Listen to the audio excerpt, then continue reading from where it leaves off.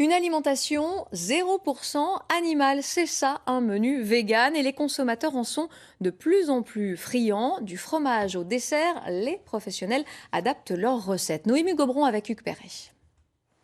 Alors, côté frais.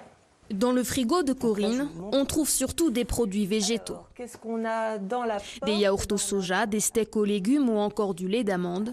Elle a fait le choix de devenir végane il y a 5 ans. De son alimentation, elle a retiré les produits d'origine animale, la viande bien sûr, mais aussi les œufs et le miel, et ne porte plus aucun vêtement en cuir, en laine ou en soie. En clair, elle refuse toute forme d'exploitation animale. Je peux comprendre qu'on ne comprend pas ma position, qu'on la considère extrême, mais bon, moi je trouve bien plus extrême le traitement des animaux actuellement. On est en 2022 et quand on voit les abattoirs, la pêche, c'est catastrophique. Pour remplir son frigo, Corinne commande sur Internet ou se rend dans les magasins spécialisés. Si l'offre se développe de plus en plus, il y a certains plaisirs qu'elle peine à s'offrir. Et la petite douceur de midi.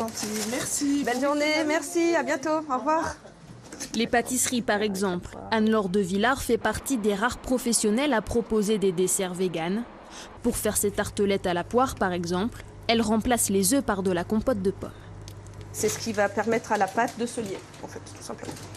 Quand elle a ouvert son atelier il y a 4 ans, elle voulait d'abord satisfaire les clients allergiques à certains ingrédients. Mais la tendance végane l'a vite rattrapée, c'est 20% de sa clientèle.